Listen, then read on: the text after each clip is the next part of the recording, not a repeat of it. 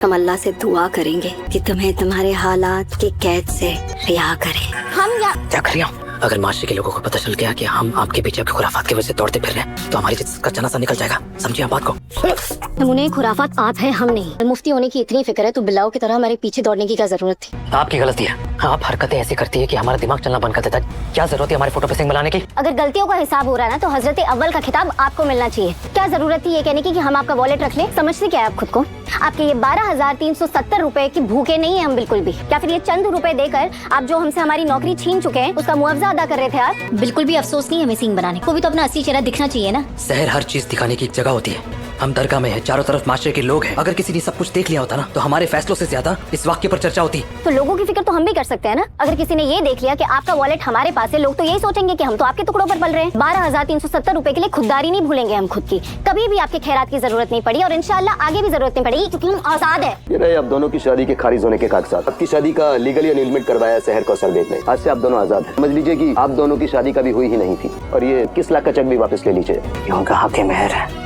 जो शादी कोर्ट की नजर में कभी हुई ही नहीं है उसके मेहर की रकम लेने का भी कोई मतलब नहीं। हमें पता है आप आजाद हैं। ये बात हम 7 साल पहले समझ गए थे। अब अपनी जिंदगी में हमें जर्रा पर भी जगह नहीं देना चाहती। जिनके भतीजे को हो क्या गया? हिल क्यों नहीं रहे हैं? हिलेंगे नहीं आप वहाँ से?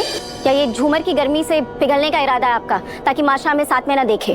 क्या शहर अपनी जिंदगी का सबसे मुश्किल फैसला लेकर सही रास्ता चुन रही है? क्या लखनऊ वापस जाना उसके लिए नई शुरुआत बनेगा या पुराने दर्द फिर से उसका पीछा करेंगे? और क्या माहिद और शहर का सामना एक और बड़ी तूफान की वजह बनने वाला है? दोस्तों, आज शहर का एपिसोड बहुत ही ज्यादा धमाकेदार ट्विस्ट एंड टर्न से भरपूर रहा। पहले शुरुआत होती है शहर की दुआ के साथ। वो भगवान से अपनी जिंदगी में अब सुकून चाहती है। तभी फरीद उसके पास आता है और कहता है कि अच्छा हुआ वो अभी तक यही है। हालांकि अमाल तुरंत बीच में बोल पड़ती है कि खराब मौसम की वजह से उनकी फ्लाइट डिले हो गई है, इसलिए वो यहाँ ना कि फरीद का इंतजार कर रहे थे।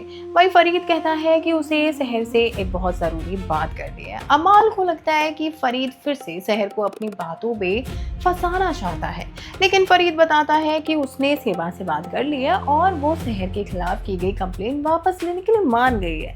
अब ये खबर सुनकर शहर के चेहरे पर तो खुशी आ जाती है, पर तभी फरीद एक धमाका करता है। वो कहता है कि इस कंप्लेन को वापस लेने के पीछे एक शर्त है। अगर शहर दोबारा डॉक्टर के रूप में काम करना चाहती है तो उसे 1 साल तक लखनऊ में काम करना होगा, वो भी फरीद के नीचे। अमाल बिना सोचे इस बात का विरोध करती है क्योंकि वो जानती है कि लखनऊ शहर के लिए कितना दर्दनाक शहर रहा है और उसकी ज़िंदगी यहाँ पूरी तरह से बदल गई थी। फरीद समझाता है कि अगर शहर ये मौका छोड़ देगी तो शायद वो कभी अपना मेडिकल करियर दोबारा से शुरू नहीं कर पाएगी।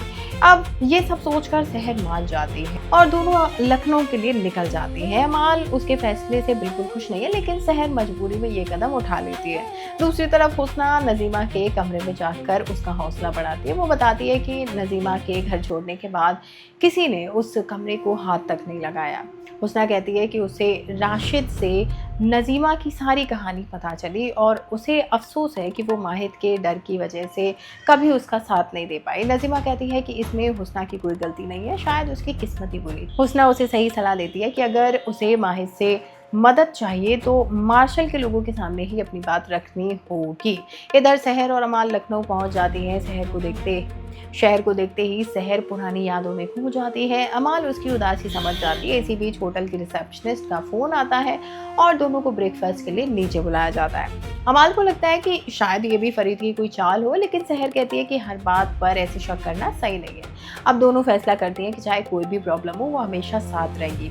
शहर हॉस्पिटल का काम संभालने निकल पड़ती है। वहीं दूसरी तरफ हुस्ना घर के नौकरों से कैश के लिए रोने का नाटक करवाती है। माहिद ये सब देखकर गुस्सा हो जाता है और सबको हटा देता है। हुस्ना कहती है कि इंशा पहले ही अपना पति खो चुकी है, अब कैश की हालत देखकर उसे बहुत फिक्र हो रही है। अब माहिद उससे समझाता है कि कैश का इलाज चल रहा है और वो ठीक हो जाएगा। हालांकि हुस्ना शिकायत करती है कि माहिद पहले की तरह उसकी इजाज़त और बात नहीं सुनता है, पर माहिद कोई जवाब ही नहीं देता और बिना कुछ कहे चला जाता है। वहीं हॉस्पिटल में शहर अकाउंट्स चेक करती है। अमाल उसकी मदद करना चाहती है मगर शहर मना कर देती है।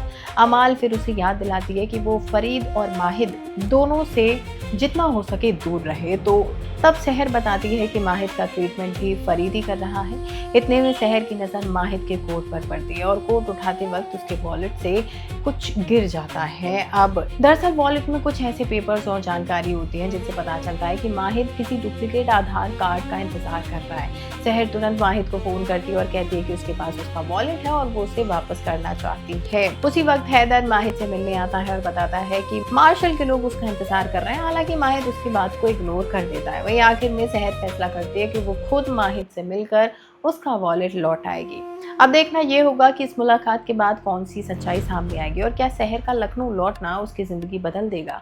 आपको क्या लगता है? अपनी राय हमें कमेंट करके जरूर बताएं। वीडियो पसंद आई हो तो लाइक शेयर करके चैनल को सब्सक्राइब करना बिल्कुल ना भूलें।